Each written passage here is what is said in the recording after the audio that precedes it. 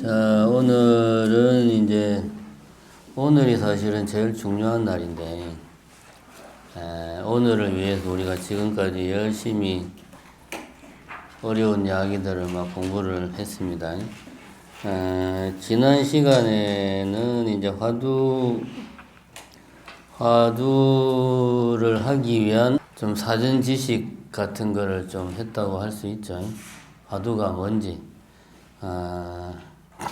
그런 거에 대해서 좀 이야기를 했고, 이제 오늘은 말 그대로 화두를 어떻게 드는가, 이제 실제로 어떻게 이 간화선 수행을 하는가 하는 거죠. 이제 오늘 하는 게. 그러니까 우리가 그동안 한 것들은 이제 이론이고, 이러한 이론들을 바탕으로 어떻게 실천을 하고 수행을 하는가, 그게 이제 오늘 하는 겁니다. 그래서 오늘은 뭐 중간중간에 실제로 같이 실천도 해보고 그렇게 하도록 하겠습니다. 28페이지부터 할 차례죠. 공부의 어려움과 시험.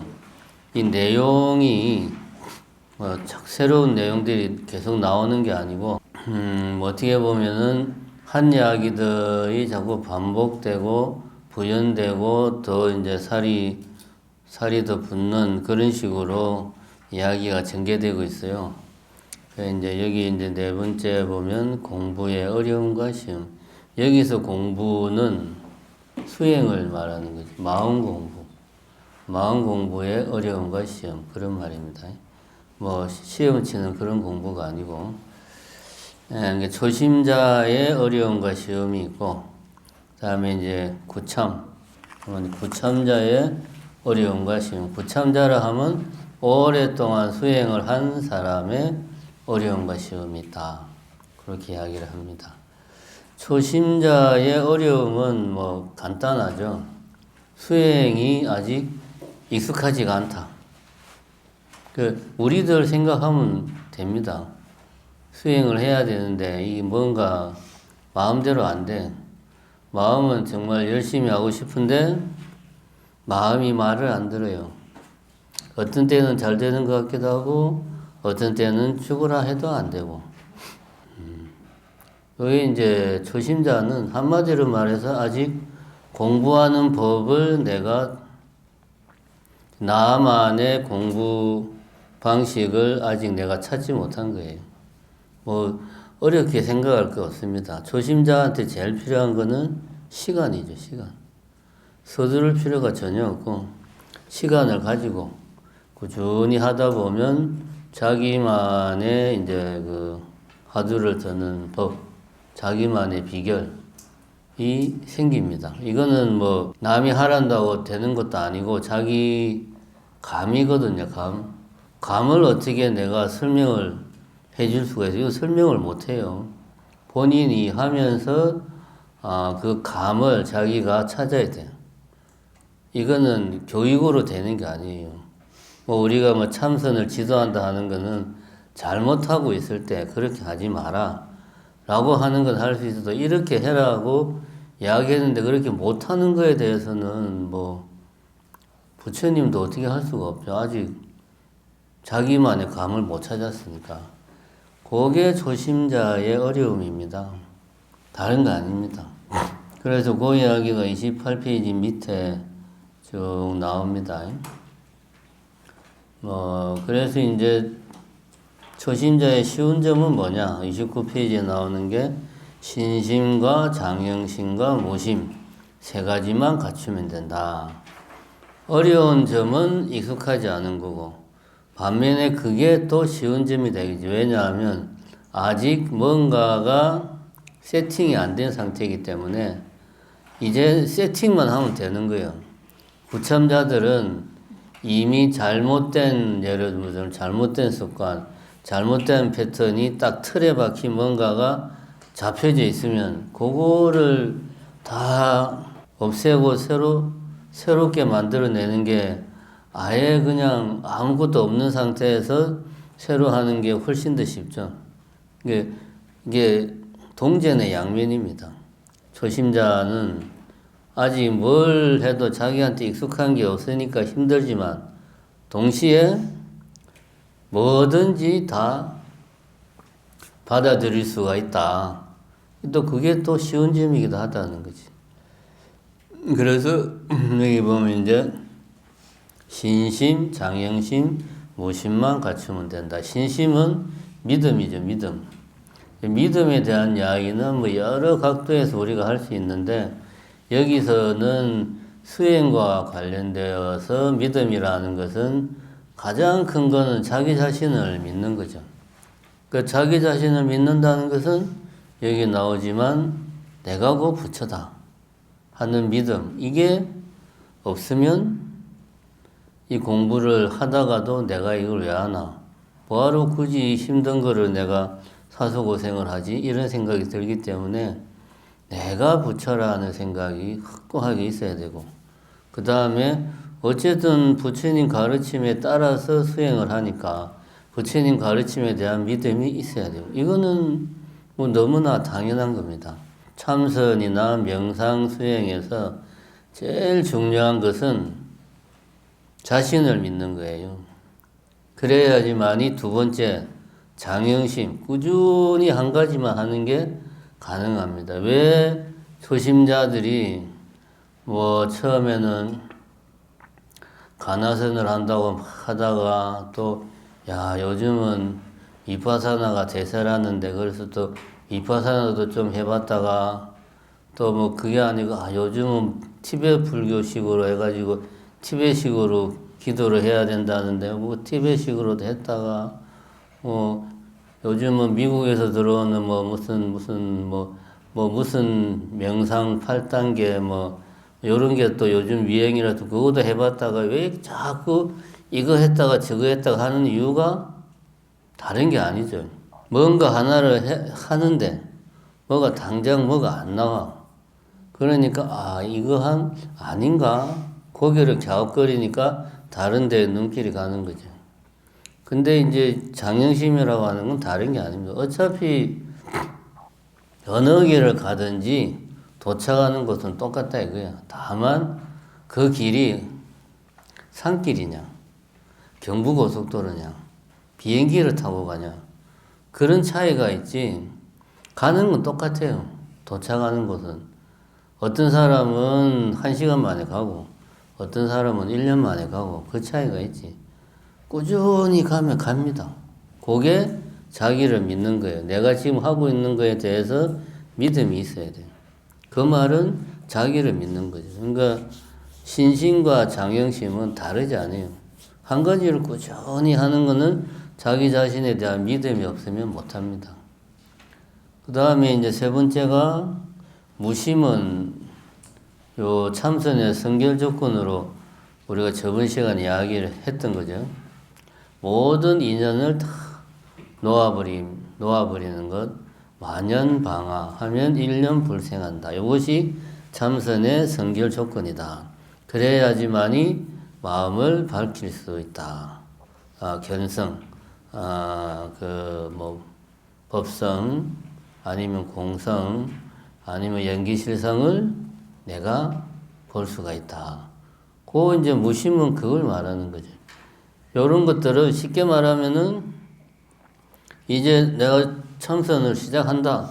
그럼 기본적으로 갖춰야 되는 거예요.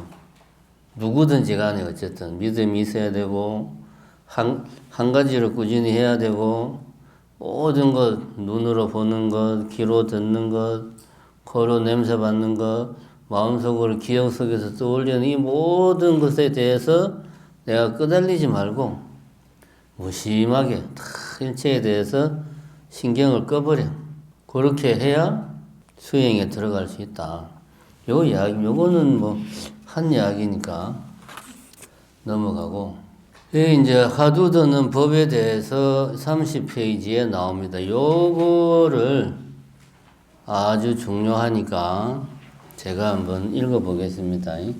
30페이지 두 번째 단락. 초발심의 사람이 만약 이 세 가지 마음을 갖추고 참선하여 화두를 든다면 바로 연부라는 것은 누구인가 하십시오. 그대 스스로 묵묵히 생각하다 몇 번 소리내어 아미타불을 부르고 이 연보라는 것이 누구이며 이 한 생각은 어디서 일어나는 것인지를 보십시오. 여러분은 알아야 합니다.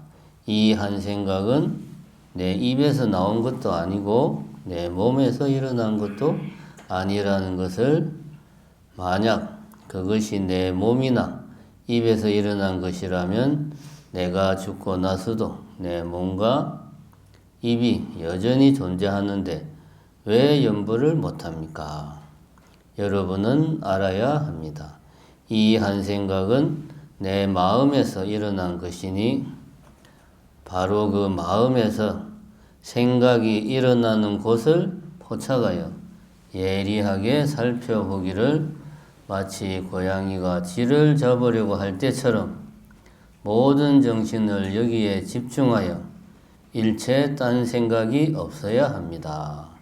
다만 완급을 적당하게 할 것이니 너무 조급하게 해서 병이 나게 해서는 안 됩니다. 요게 화두 드는 법입니다. 간단하죠? 화두 드는 게 어려운 게 하나도 없어요. 여기 나온 대로 하면 됩니다. 뭐 무슨 비법이 있는 것도 아니고 복잡한 매뉴얼이 있는 것도 아니고 이거 다 해봐야 뭐 한 페이지도 안 되잖아요. 요게 답니다. 이게 다예요. 자, 천천히 다시 한번 살펴봅시다. 자, 화두를 든다는 게 뭐냐? 여기서는 지금 이제 연보라는 것은 누구인가라는 화두를 드는 거에 대해서 이야기를 하는 거예요. 요거는 모든 것에 다 응용할 수 있습니다. 연보라는 것이 누구인가? 밥 먹는 놈이 누구인가? 걸어가는 놈이 지금 걸어가고 있는 놈이 누구인가? 지금 친구와 이야기하는 이 놈이 누구인가? 모든 경우에 다 그대로 적용을 할 수가 있습니다. 다만 이제 연보라는 것은 우리가 계속 반복해서 할 수 있으니까 집중하기가 쉬워서 여기서는 대표적으로 연불로 했을 뿐입니다. 자, 연보라는 것은 누구인가? 이 말을 그대로 외우라는 게 아니고 지금부터 이제 연불을 하는 거야. 근데 연불을 입으로 하는 게 아니고 마음속으로 소리를 내서 연불을 하는 거예요. 예를 들면은 뭐 여기 이제 나무아미타불이 나오니까 나무아미타불을 마음속으로 하는 거예요. 자, 지금부터 볼펜 놓고 눈 감고 마음속으로 나무아미타불 연불을 합니다. 지금부터.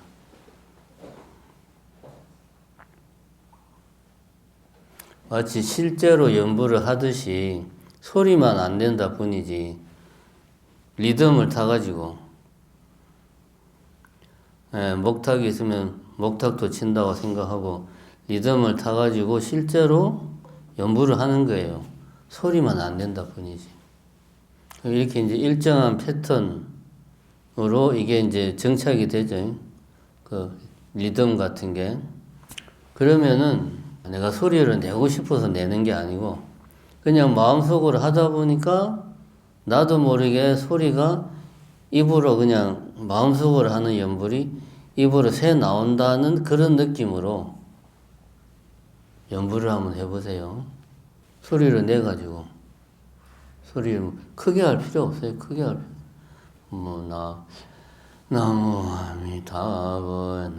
아미타불 이렇게 크게 낼 필요 없고 자, 지금 연불을 하고 있죠.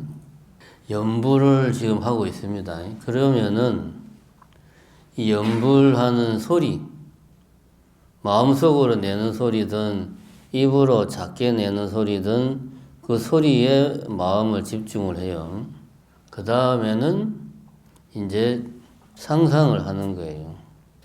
내가 분리가 돼가지고 내 육신과 내가 분리가 돼서 내가 내 앞에 나와 있는 거야, 지금. 그래서 연불하는 내 자신을 이렇게 보고 있는 거지.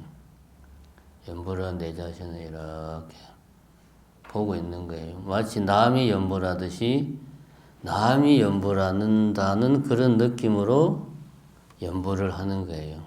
내가 연보라는 게 아니고 남이 연보란다는 느낌으로. 이 느낌이 참 중요해요. 남이 연보라는 느낌을 가지려면은 내가 하는 연불 소리를 관찰을 계속 해야 돼.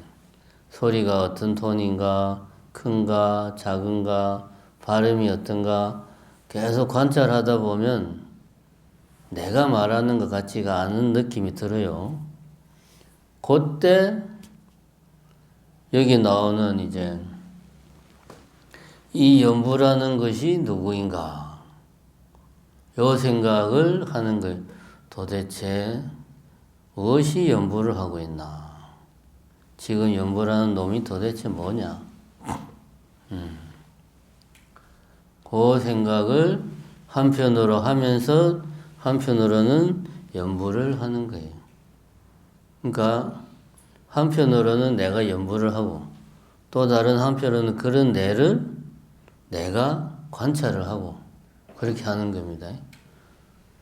그렇게 하다 보면 연부를 시작할 때 나무, 아미, 다불 소리를 내려고 할 때 이게 좀 어색해.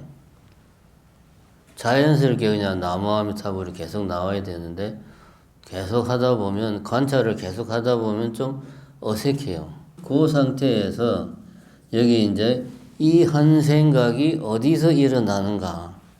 연불이 시작되는 시점, 마음속에서 나무아미타불 할 때, 나 할 때, 나가 시작되는 지점, 그거를 찾아야 된다는 거지. 그 지점을 포착해야 된다는 거죠. 요게 화두를 보는 겁니다. 자, 눈 뜨시고 대충 느낌은 이런 거예요. 우리가 저번 시간에 그런 이야기 했죠. 마음과 생각은 일단 요 참선요지에서는 우리가 이거를 다른 걸로 이해를 해야 된다. 마음이라 하는 것은 뭐 법성계에서 이야기하는 법성, 연기실상, 반야신경에서 말하는 공성 이런 거예요. 진리 그 자체, 뭐 자성청전불, 법신불 그런 것과 내 마음이 다르지 않다. 한문으로 하면 뭐죠? 법성 원흉 무이상 두 가지 상이 아니다. 두 개가 다르지 않다. 마음이 따로 있고 법성이 따로 있는 게 아니야. 그렇다고 해서 두 개가 똑같은 거냐? 그것도 아니야. 어쨌든 구분할 수가 없어. 마음하고 법성하고 이게 마음이에요. 생각은 이 마음에서 조건에 따라서 생겼다가 사라지는 것이 생각이에요. 어떤 감정, 느낌, 이런저러한 뭐 견해, 다양한 생각들이 생겼다가 사라집니다. 조건에 따라. 이게 생각. 우리가 흔히 뭐 망상이라고 그러고 번뇌라고 그러고 다양한 표현을 씁니다. 이게 생각이에요. 그러면은 여기서는 한 생각이 마음에서 일어나는 곳을 포착을 해라고 그러거든. 한 생각은 뭐냐? 나무아미탑을 연부를 하는 그 한 생각. 그 한 생각이 일어나는 지점을 내가 포착을 해야 된다는 거예요. 그 이야기입니다. 이걸 하려면 제일 첫 번째 조건이 내가 지금 내 생각이 연불만 해야 돼. 연불을 하다가 뭐 시계를 보고 시계 보다가 스탠드도 봤다가 저녁을 먹어야 되는데 이런 생각도 했다가 배가 고픈데 이 생각이 왔다 갔다 하면 한 생각, 연불하는 그 한 생각이 일어나는 곳에 집중을 못하죠. 그래서 한 생각이 일어나는 곳에 곳이 어디냐? 거기에 집중하려면 연불만 해야 돼. 예를 들면 연불하는 놈이 누구인가 했을 때는 그래야지 연불하는 놈이 누구냐? 연불하는 나무아미타불이 어디서 이게 튀어나오나? 나무아미타불 이게 어디서 튀어나오지? 자꾸 연불을 하면서 살펴보다 보면 신기해. 이게 도대체 어디서 튀어나올까? 나는 가만히 있는데 그냥 이게 튀어나온단 말이에요. 어디서 튀어나오지? 이게 그래서 나무아미타불에 이게 다 생각이 집중돼야 돼요. 요게 제일 중요합니다. 요것만 되면 그 다음에는 시간이 해결해 줍니다. 시간이.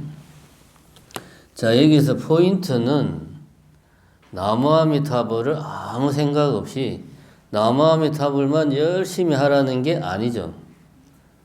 포인트가 뭡니까? 첫 번째, 일단은 생각이 나무아미타불, 그 연불에만 집중이 돼야 돼요. 일단은. 그 다음에 이 나무아미타불이라는 이 생각이 어디서 튀어나오는가를 내가 관찰을 해야 돼요. 요게 중요합니다. 그러니까 아무 생각 없이 나무아미타불만 하는 거는 연불에만 집중하는 거예요. 요거는 화두를 보는 게 아니에요. 화두는 뭡니까? 일심이다. 전 시간에 했죠. 일심이라는 말은 그냥 마음이 아니고 한 마음이에요. 한 마음이라는 것은 법성, 연기실상, 마음과 그런 것들과 다르지 않은 한 마음, 무이상인 한 마음, 그 한 마음에서 생각이 튀어나온단 말이에요. 화두로 본다는 것은 그 한 마음을 보는 거지 나무아미타불 연불만 계속 집중하라는 게 아니에요. 요 차이를 알아야 됩니다. 그러니까 연불에 집중하는 것은 일종의 화두를 보기 위한 조건이죠. 조건. 요거를 꼭 명심해야 됩니다. 그래서 그게 이제 연불하는 놈이 누구인가라고 생각을 집중할 수도 있고, 지금 내가 밥을 먹고 있다. 그럼 도대체 밥 먹고 있는 이 놈이 도대체 뭐냐? 이렇게 집중할 수도 있고, 여기에서 누구인가라고 의문을 가지면 의문에 이미 선입견이 들어가 있죠. 누구인가라고 하면은. 그지? 왜냐? 이거는 뭔가 사람이야. 누구니까. 누구인가라고 질문하면 안 돼요. 여기는 누구인가라고 나오지만은 의심이 생기려면 무엇인가라고 질문해요. 무엇이 지금 밥을 먹고 있나? 누구인가라고 하면은 내가 먹고 있지. 바로 그냥 답이 나와. 이렇게 하면 안 되고, 무엇이 밥을 먹고 있나? 지금 내가 길을 걸어가고 있다. 지금 무엇이 지금 걸어가고 있나? 라고 그 걸어가고 있는 그 행위에 마음을 집중을 해가지고 도대체 뭐가 이렇게 걸어가고 있지? 라는 의심이 생겨야 되는 거지. 그게 화두를 본다. 일심을 본다. 법성을 본다. 같은 말이지. 자, 그 다음에 이제 요렇게 해서 보는데 마치 고양이가 쥐를 잡으려고 할 때처럼 모든 정신을 여기에 집중하여 일체 딴 생각이 없어야 합니다. 핵심은 이거죠. 아까도 말했지만은 요 생각이 연불을 나무아미타불 하고 있는 이 생각이 어디서 튀어나오는가에 집중을 해야 된다는 거지. 그 집중을 어느 정도로 해야 되느냐? 고양이가 쥐를 잡으려고 할 때처럼. 고양이가 쥐를 잡으려 할 때 어떻게 하느냐? 보신 분들은 있겠지만, 고양이가 이제 사냥을 할 때 보면 한참 동안을 꼼짝도 안 해요. 옆에서 건드려도 상대를 안 해. 오로지 그것만 탁 보고 있어요. 보면 10분이고 20분이고 계속 보고 있다가 덮치지 이제. 물론 그래 가지고도 놓치는 게 타반사긴 한데, 고양이들 엄청난 집중력으로 사냥감에게 집중을 해요. 그런 식으로 집중을 해야 된다는 거지. 그런 식으로.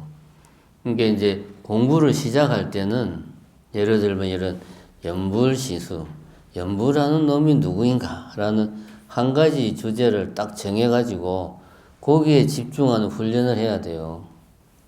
거기에 집중하는 훈련. 이게 이제 잘 되면, 그게 집중이 잘 되면, 그 다음에 뭐 내가 지금 밥을 먹고 있다, 길을 걷고 있다, 뭐 일을 하고 있다. 그러면 그렇게 하는 놈이 누구인가라고 이렇게 집중하는 게 쉽게 되는 겁니다. 처음부터 모든 나의 생각에, 각각의 생각에 집중을 하자 쉽지가 않아요. 처음에는 한 가지 딱 정해서 그게 화두입니다. 달리 뭐 화두가 대단한 게 아니고 그렇게 하면은 여기 이야기가 나오죠. 이렇게 행주자와 내내 날이 가고 달이 가면 공부가 깊어진다. 수행이 깊어진다. 그러다가 시절 인연이 도래하면 인연이 맞으면 마치 외가 어이가 익어서 꼭지가 떨어지듯이 인연이 닿으면 어느 순간 깨달음의 순간이 불쑥 찾아온다 이거지. 뭐 여러 가지 비유를 씁니다. 뭐 어이가 익어서 꼭지가 떨어진다는 표현, 그 다음 칠통, 오칠을 한 통의 밑바닥이 쑥 빠지는 느낌, 뭐 여러 가지 표현을 합니다. 시절 연인 닿으면 그냥 갑자기 뭐 여기는 보면 무엇에 부딪히거나 밀치는 순간 호련히 깨닫는다. 깨닫는 게 뭐 이렇게 막 스무스하게 몇 시간 동안 며칠 동안 진행되는 게 아니고 한순간에 팍, 그러니까 여기 허은 스님 같은 경우는 차를 마시다가 뜨거운 찻잔 물이 손에 닿는 순간 뭐 깨쳤다 그러고, 저기 우리 서홍 스님 같은 경우는 뭐 백양사 거기 무슨 징검다리를 뭐 건너가다가 깨쳤다고 그러고, 뭐 그런 이야기들이 대부분 보면 한순간 팍 깨칩니다. 그게 이제 유식에서 보면 견도위죠.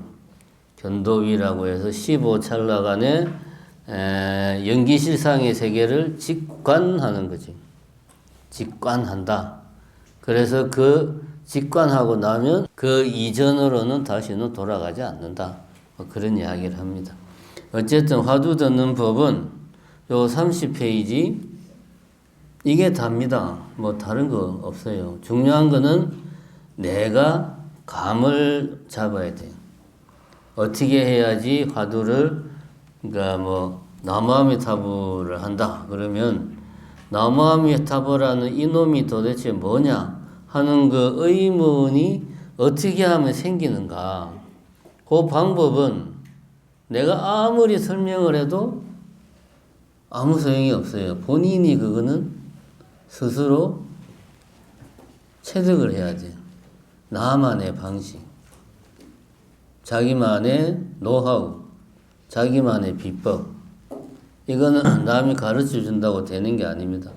가르쳐 줄 수 있는 건 이게 다예요. 나머지는 본인이 감을 찾아야 돼요. 그거 중요하다. 그 다음에 이제 구참자의 어려움과 쉬움. 구참자는 뭐 다른 게 아닙니다. 초심자는 이제 막 시작을 하니까 뭐 하나 익숙한 게 없어. 뭐 하나 제대로 되는 게 없어. 그래서 뭐 하나 할 때마다 힘들어. 그런데 이제 구참자는 많은 시간을 했기 때문에 익숙해. 그래가지고 아직 목적지에 도달 안 했는데 중간에서 그냥 주저앉는 거죠. 뭐 이 정도면 충분하지 뭘 그냥. 많이 수행을 했으니까 중간에서 머문다. 더 이상 안 가고, 아 여기가 목적지인가 봐 라고 생각하고 그냥 머물러 앉는 거예요. 그게 구참자의 문제다.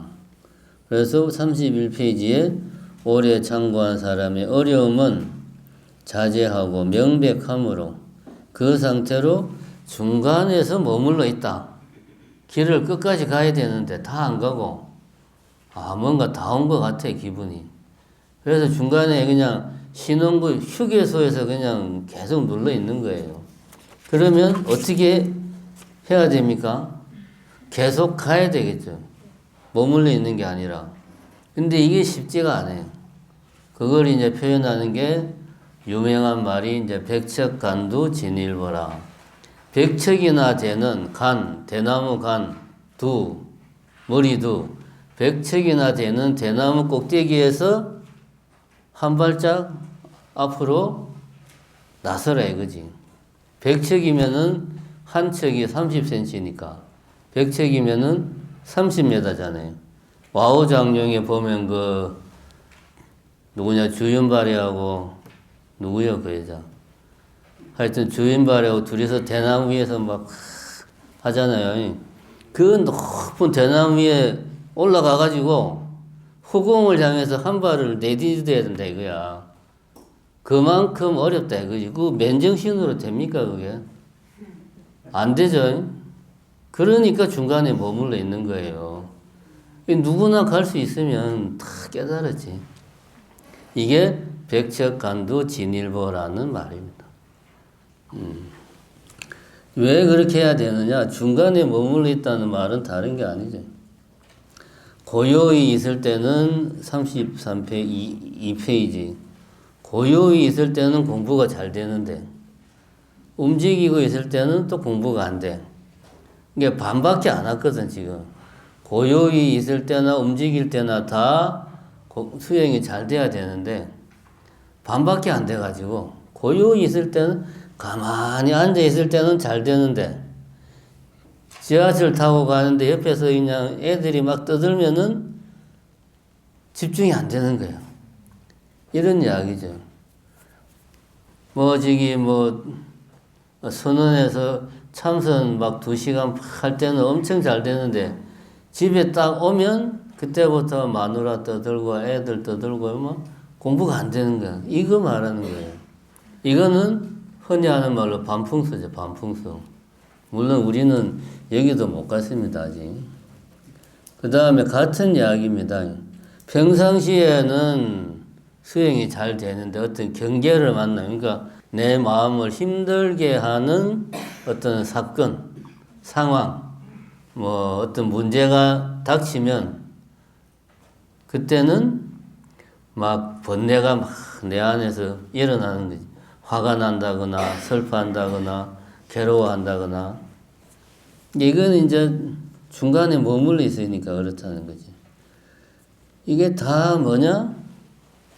백척간도에서 진일보를 못하고 대나무 꼭대기까지는 올라갔는데 거기서 허공을 향해서 발을 내디뎌야 되는데 그거를 못하는 거예요. 그 이야기입니다. 구참자의 어려움은 이런 거다. 그래서 어떻게 해야 되느냐? 그 밑에 이제 나오죠.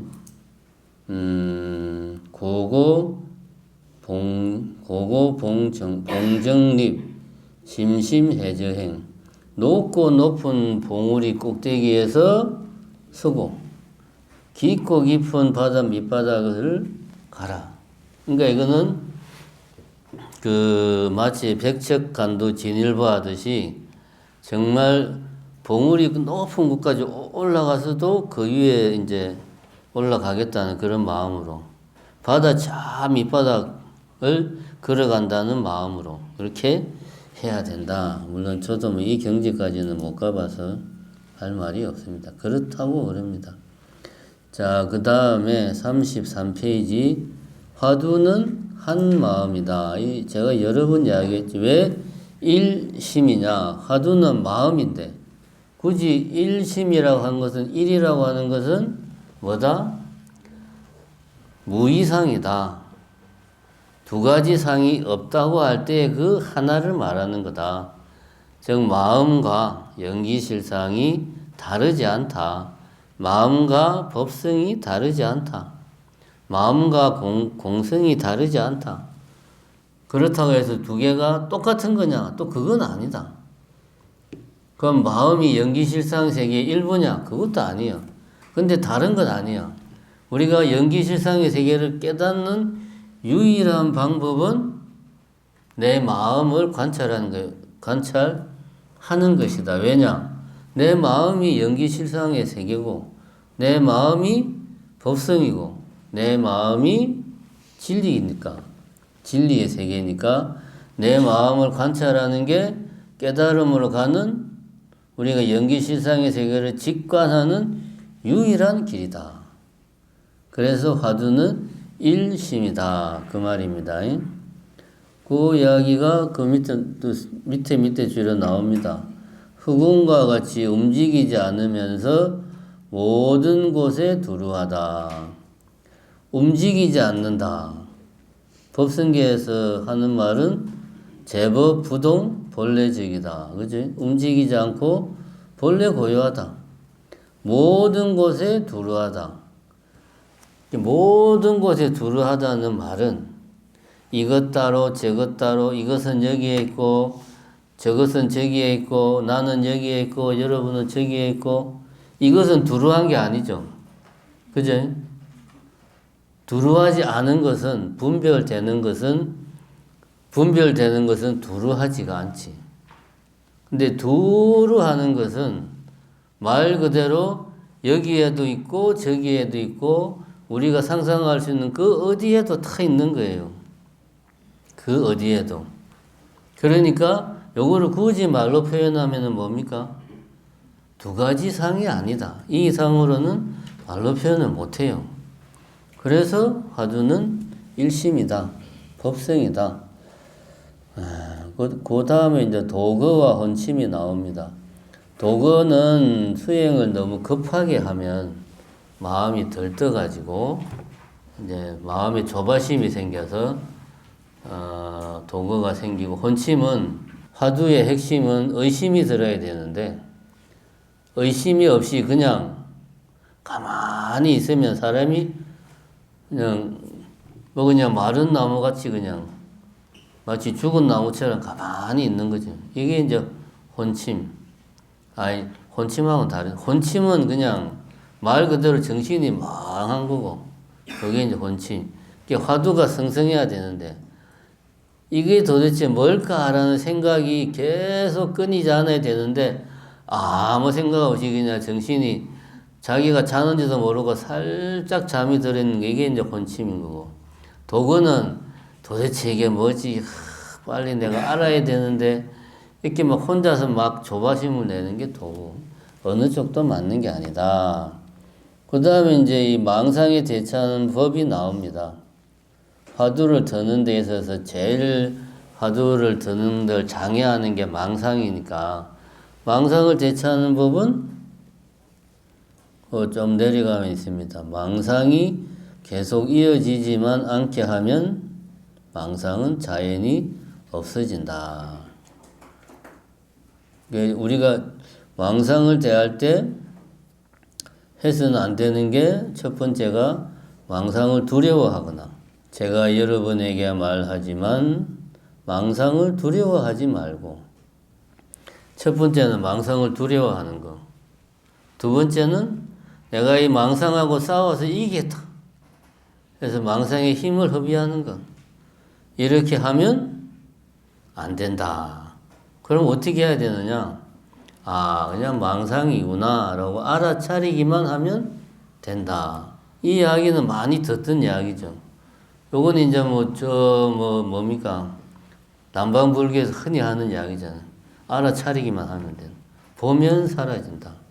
화두도 본질은 똑같아요. 망상하고 싸우려고 하지 말고, 망상을 두려워하지 말고, 내가 지금 망상을 피는구나 라고 망상을 바라보기만 하면 된다. 그러면 사라진다. 이거를 한마디로 말하면 보면 사라진다. 보면 사라진다. 이렇게 이제 알고는 있는데 실제로 하다 보면 망상이 자꾸 생긴단 말이에요. 그러면은 자기도 모르게 쓸데없는 생각을 안 하려고 막 억지로 화두를 들려고 막 용을 쓴단 말이에요. 그러면 사람이 어떻게 되냐 하면 미쳐요. 농담이 아니고 진짜로 미칩니다.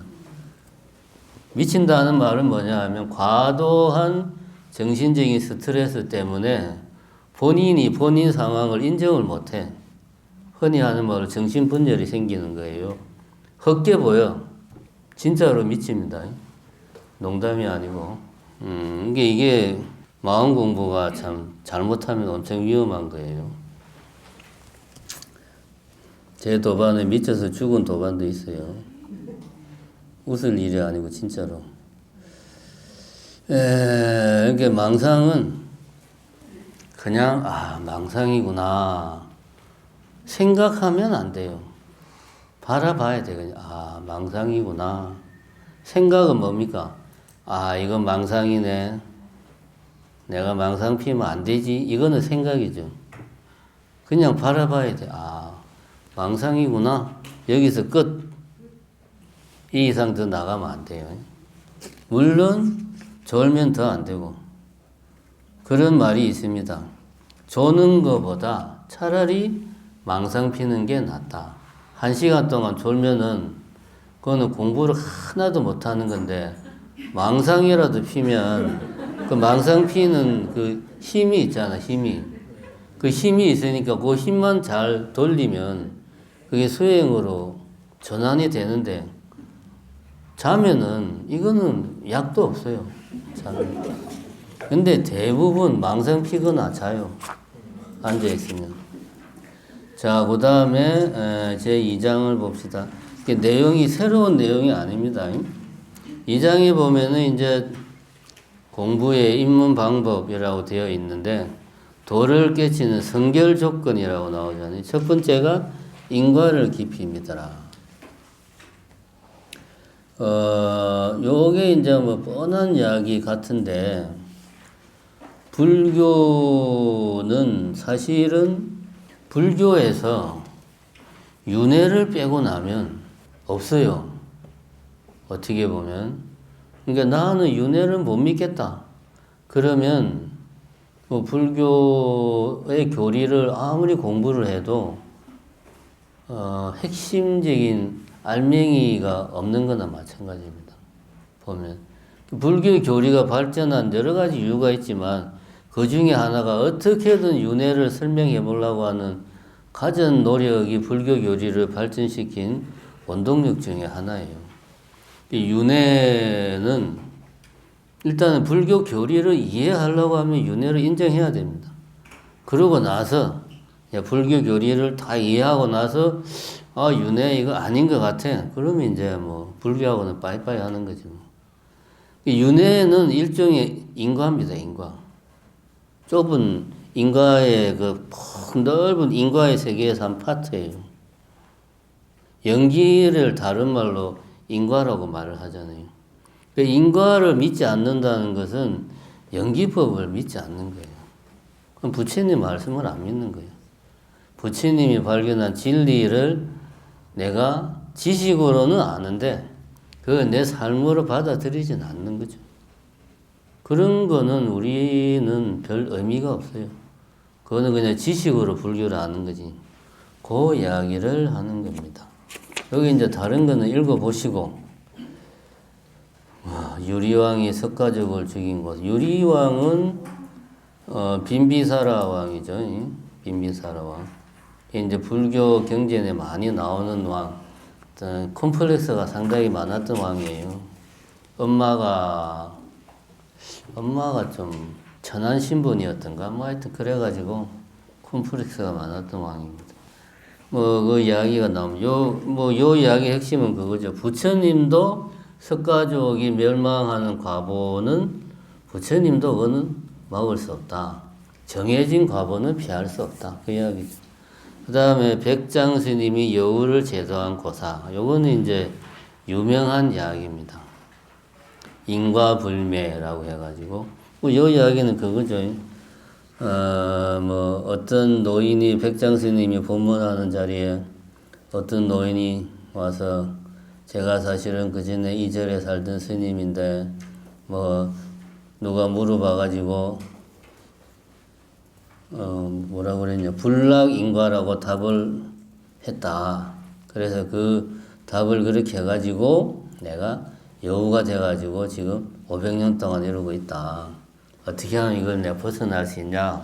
그러니까 백장 스님이 지금 내한테 다시 물어봐라. 그러니까 백장 스님이 건수행인도 인가에 떨어집니까? 라고 이제 그 여우가 백장 스님한테 물으니까 백장 스님이 인과 불매라. 인과에 어둡지 않다.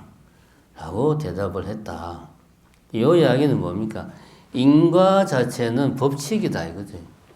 내가 그 법칙을 올바로 이해하고 그 법칙에 순응해서 사느냐 아니냐의 문제지, 내가 그 법칙을 무시하고 법칙을 이겨내고 그런 게 아니다. 뭐 그런 이야기죠. 이 이야기는 다 인과를 중요하는 거다. 그 다음에 뭐 계율을 엄히 지켜라. 계율은 우리가 이제 개정의 사막에서, 개정의 사막은 처음 시작은 계율로 시작을 합니다. 일단은 마음을 다스리기 위해서는 행동을 먼저 다스려 가지고 거친 마음을 잡아야 됩니다.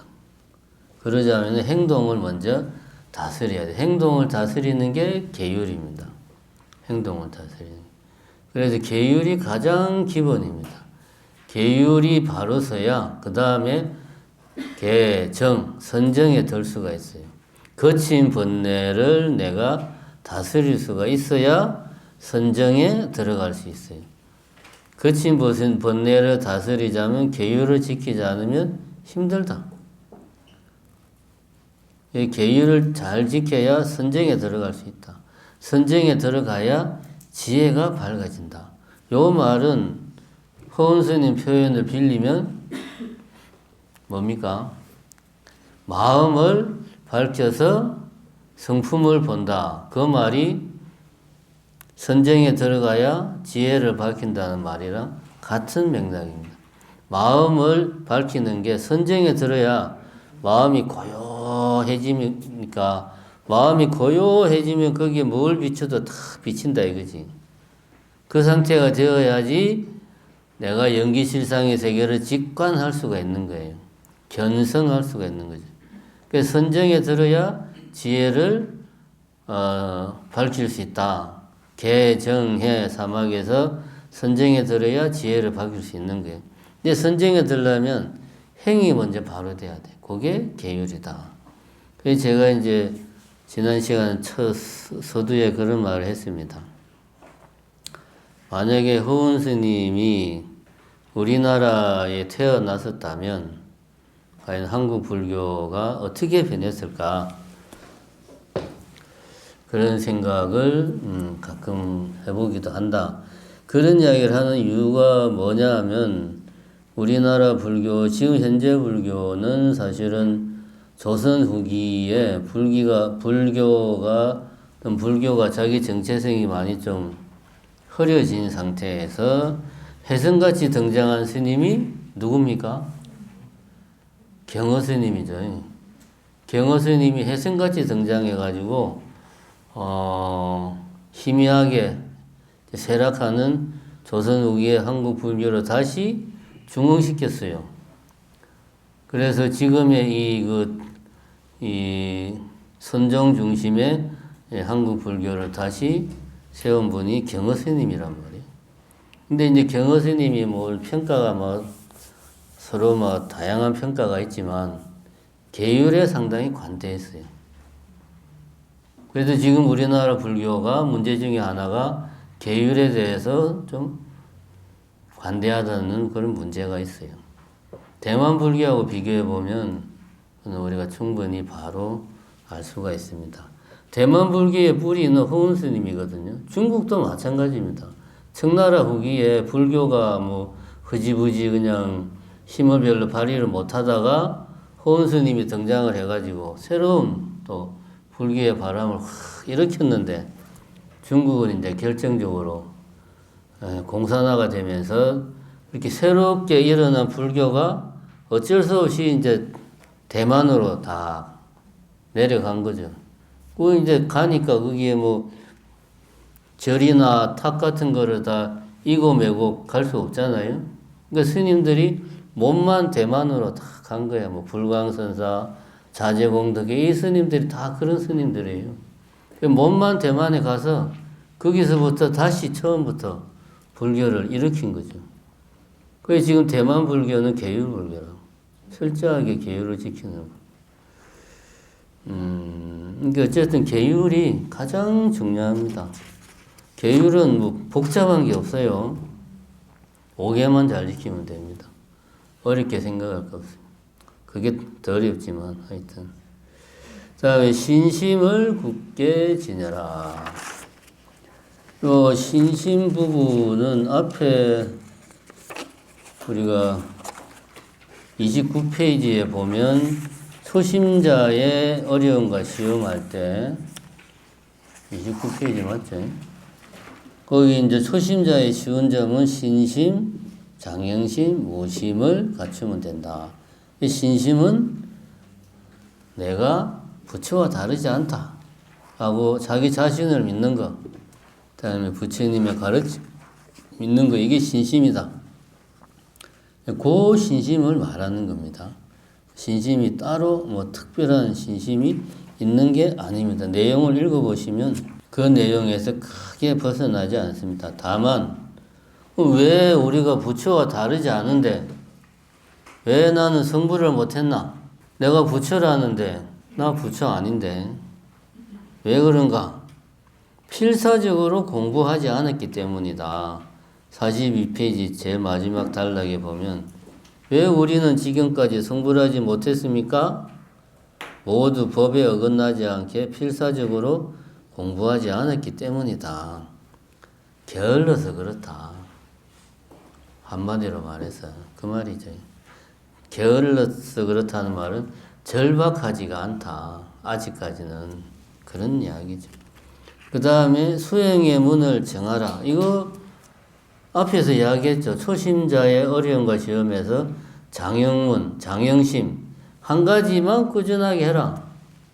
뭐 참선이면 참선, 연불이면 연불, 기도면 기도 한 가지만 꾸준하게 하면 언젠가는 목표에 도달한다. 그 이야기죠.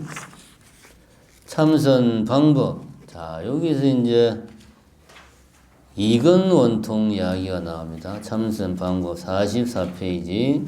문수보살에게 원통 부문을 말씀하게 하실 때 관음보살의 이건원통을 어떠므로 지셨습니다. 우리는 듣는 자기의 성품을 돌이켜 들어야 하는데 그것이 참선입니다. 참선이 뭐냐? 듣는 자기의 성품을 돌이켜 듣는 것이다. 자, 요거 엄청 중요한 겁니다. 밑줄 치고 별표하고 빨간 펜으로 줄 빡빡 끊어야 됩니다. 참선이란 뭐냐? 듣는 자기의 성품을 돌이켜 듣는다. 한문으로 하면 반문, 문자성. 반문, 반, 돌이켜서 문, 듣는다. 무엇을? 문자성, 듣는 자성을 돌이켜 듣는다. 이게 무슨 말이냐면 우리가 아까 잠깐 했습니다. 나무아미타불을 지금 내가 하고 있어요. 나무아미타불, 나무아미타불. 내 귀에 나무아미타불이라는 소리가 들리죠? 나무아미타불, 나무아미타불. 그러면은 돌이켜 듣는다. 귀로 듣는 거는 소리가 내 귀로 들어오는 거죠. 이거는 정상적으로 우리가 듣는 과정이죠. 밖에 있는 게 내 안으로 들어오는 거. 이거는 정상적인 흐름이에요. 근데 반대로 들으라는 거지. 그 소리를 듣는 문자성, 소리를 듣는 내 마음. 자성이 뭡니까? 자성이 일심이고, 일심이 화두고, 화두가 연기실상이고, 법성이고, 공성이다. 요 말을 제가 수십 번 했죠. 듣는 자성. 지금 내가 나무아미타불을 하고 있어. 그럼 내 귀에 소리가 들려. 귀로 듣는 거는 내 귀로 듣는 거고. 이게 아니고 돌이켜, 빠꾸해서 들으라 이거야. 무엇을? 듣는 내 이 마음을, 일심을 들으라. 이 말이 뭡니까? 연보라는 놈이 누구인가? 할 때 그 연보라는 놈이 누굴까? 라고 하는 의심이 일어나는 곳, 그것이 어딘가를 찾는 거하고 똑같은 거죠. 듣는 내 자신을 돌이켜 들으라. 문을 견으로 바꿔도 됩니다. 보는 내 자신을 돌이켜 봐라. 밖에 있는 뭔가를 보지 말고 네 자신을 봐라. 너의 마음을 봐라. 여기서 말하는 마음은 생각이 아니라 마음이죠. 너의 마음을 봐라. 생각이 일어나는 그곳, 그게 마음이죠. 생각이 사라지는 그곳을 봐라. 견자성 해도 되고,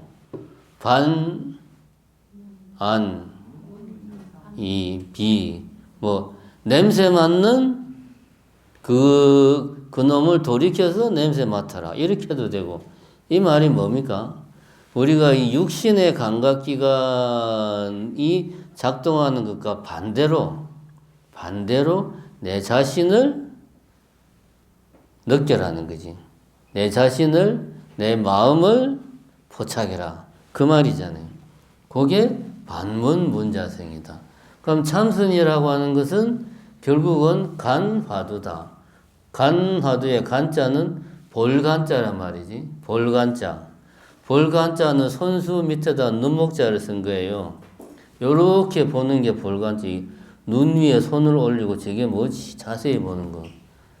이 화두를 이렇게 보는 게 이게 간화두. 간화선 할 때. 그러니까 참선이라고 하는 것은 반문문자성이고 반문문자성은 간화두다는 거지. 화두를 보는 거다. 같은 이야기입니다.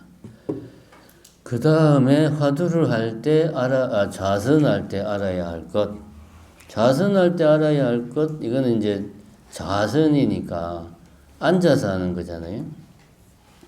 앉아서 하는 것은 여러 가지 많지만 핵심은 허리를 바로 펴는 것. 요게 핵심이다. 나머지는 내용을 잘 읽어보시면 됩니다. 자연스럽게 앉아서 다리 모양 이런 게 중요한 게 아니고 허리를 딱 펴는 게 제일 중요하다.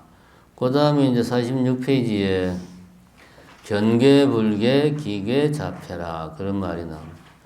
이제 내가 이제 화두 참선을 한다고 막 집중을 하다 보면 마음이 고요해진다 이겁니다.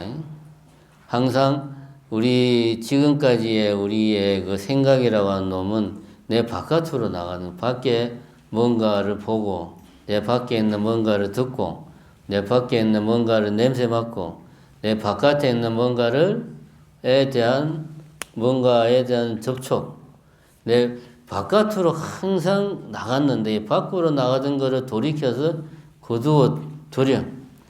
밖으로 나가는 거를 다 끊어버려. 감각기관을 통해서 들어오는 모든 정보를 끊어. 그렇게 되면 마음이 고요해지는데, 이게 그냥 고요해지면 좋은데 평소에 내 생각이라는 놈은 끊임없이 바깥으로 나가서 뭔가를 보고 뭔가를 듣고 막 그랬단 말이에요. 근데 갑자기 아무것도 안 하면 어떻게 될까요? 지가 혼자 뭘 해요? 아무것도 안 하면. 그게 뭡니까? 헛것을 보고 헛소리를 듣고 이상한 냄새가 계속 나고, 이렇게 말하면은 그거는 좀 문제 있는 사람들이나 그러겠지. 안 그래요. 앉아서 좀만 하면 다 생깁니다. 여러분들도 지금이야 사회생활 하느라고 바빠가지고 참선한다고 해서 겨우 해야 한 일주일에 몇 시간 정도밖에 못하면 힘들지만 한 3달, 6개월 참선만 집중적으로 하면 다 헛게 보이고 헛소리가 들리고 이상한 냄새가 계속 나고 그렇게 됩니다. 실제로. 실제로 저 같은 경우는 어디 선방 다닐 때였는데, 결제 시작할 때 결제 시작하기 전부터 포행 다니고 그러니까 한 며칠 전에 이제 절에 이제 선방에 들어가거든요. 들어가면 이제 할 일이 없으니까 뭐 보행도 하고 그러는데 결제를 들어갔는데 참선한다고 앉아 있는데 밖에서 이렇게 뽕짝이 계속 들리는 거야. 아, 여기는 참선 환경이 참 안 좋네. 이 소리가 이 정도로 들리면 문제가 있는데, 이건. 근데 이게 이제 첫째 날도 그렇고, 둘째 날도 그렇고, 일주일이 지나도 계속 소리가 나. 근데 희한한 게 참선할 때는 소리가 나요. 근데 참선 끝나고 이제 쉬는 시간에는 안 나. 또 앉으면 또 나. 처음에는 이제 그 선방 옆에 과수원이 있었어요. 내가 생각하기에 과수원에서 뭘 일할 때 뭘 틀어놨구나 생각했는데 가만 보니까 앉아 있을 때만 소리가 나는 거야. 아, 그게 아니구나 이게. 그게 그철 내내 그랬어요.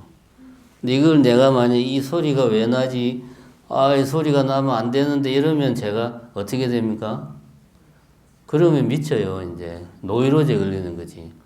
왜냐하면 분명히 남들은 소리가 안 난다는데 내게만 들리는 거야. 그 다음에 앉아 있는데 벽에서 누가 계속 기어 올라가. 근데 얘가 벽 높이가 많아봐야 3m밖에 안 되잖아요. 그러면 잠깐 올라가고 말아야 되는데 한 30분 내내 그러고 있는 거야, 그냥. 나는 분명히 눈을 뜨고 있는데 제가 왜 저러나. 처음에는 이제 이게 도대체 이해가 안 됐는데 그런 일들이 막 생깁니다. 요게 우리 스님이 공부를 엄청 열심히 했구나. 그거 아니에요. 선방 며칠 다니면은 앉아서 죽비 치면 자고 그 다음에 죽비 치면 깨고 이렇게 하면 못하지. 그렇게만 안 하면은 한 며칠 다니면 정도의 차이는 있지만 다 그런 경험들 합니다.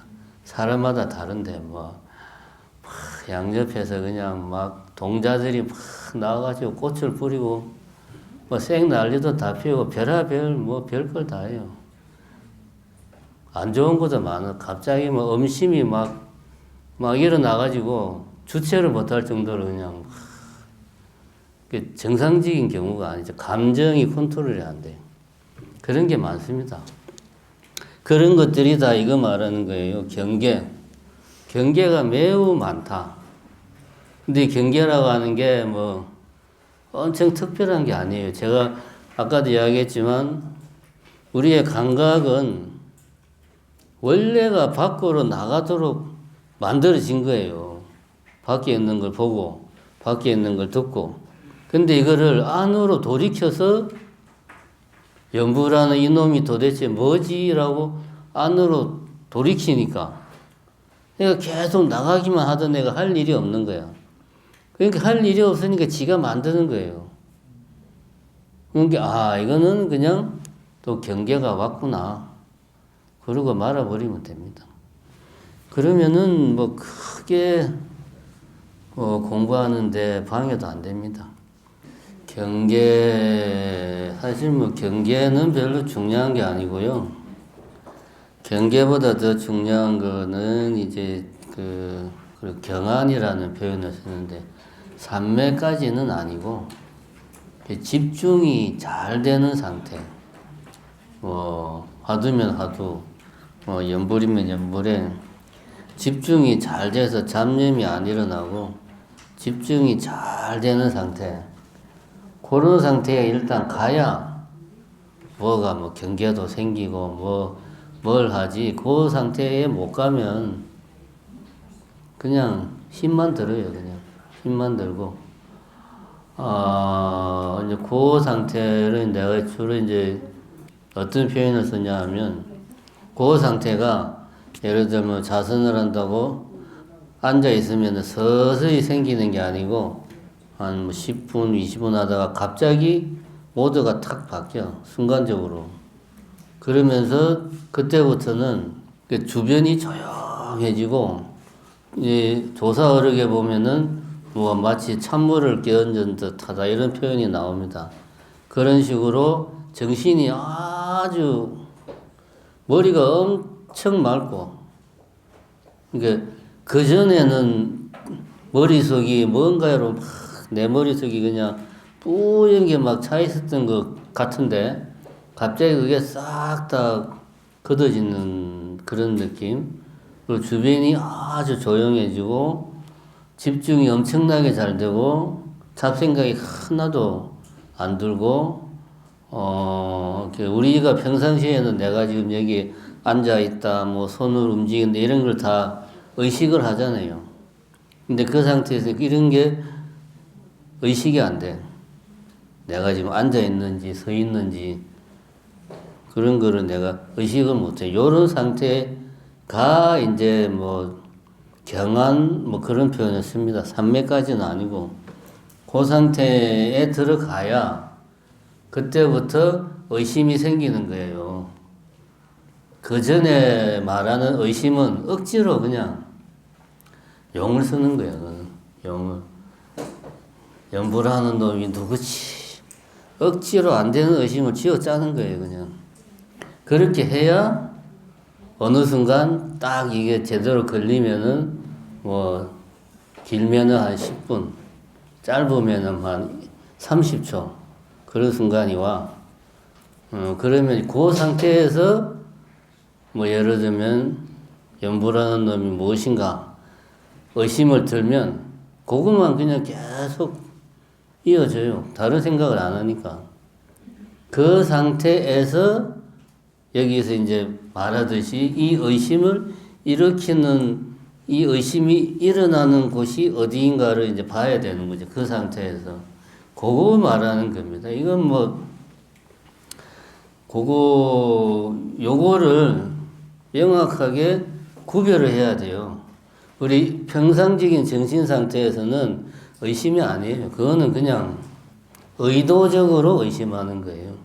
나는 의심이 든다 라고 생각을 해도 여기서 허은 스님 이야기하는 이 뒤에 이제 의정이 나오는데 끊임없이 뭐 찬불에서 연기가 피어오르듯이 이렇게 쭉 이어지는 그런 의심이 아니에요. 그냥 잠깐 그 진짜 뭐가 지금 연구를 하는 거지? 라고 한번 궁금해하는 그런 거예요.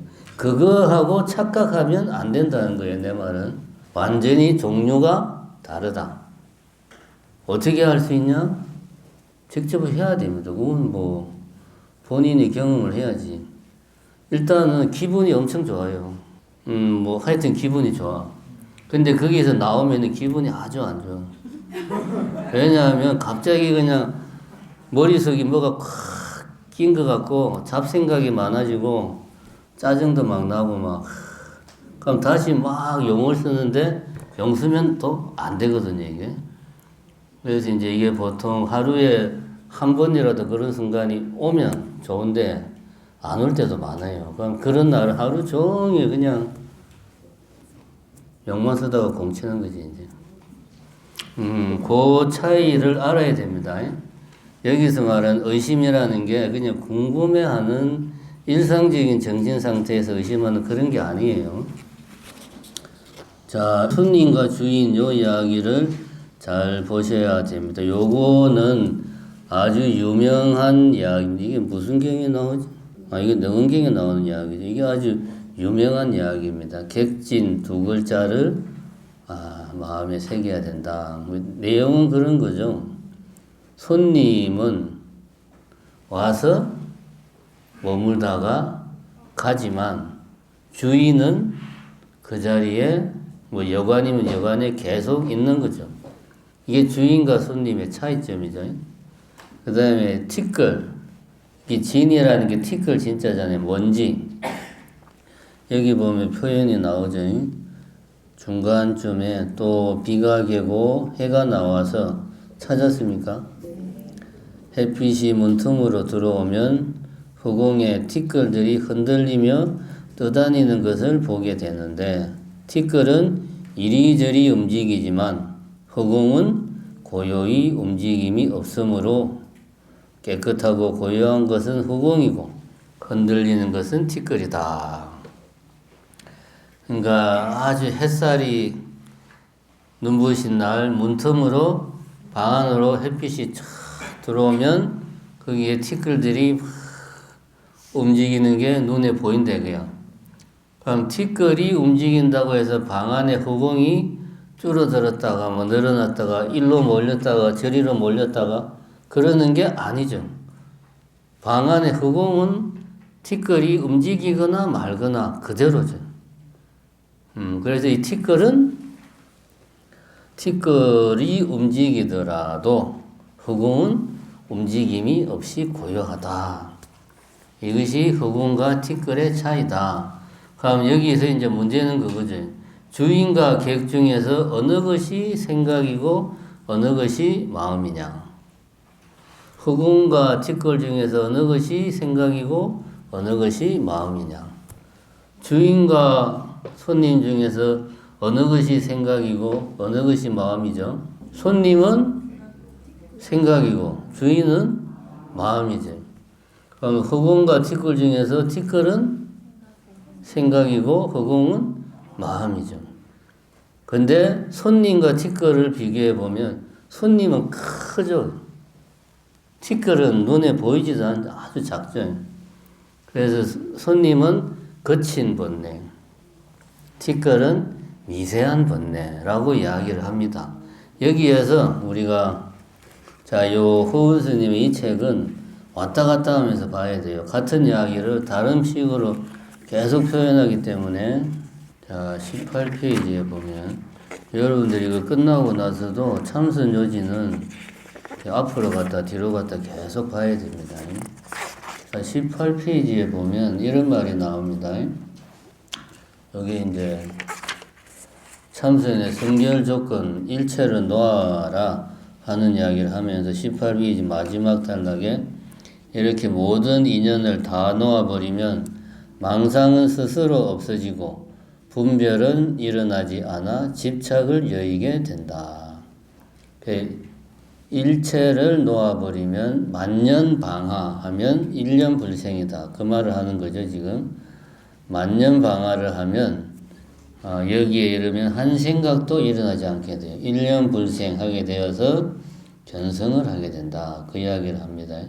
여기에서 망상은 스스로 없어지고 분별은 일어나지 않아 집착을 여의게 된다. 요 말이 손님과 주인의 이야기를 47페이지 이 이야기를 하고 있는 거예요. 망상은 손님을 말하는 거예요. 손님.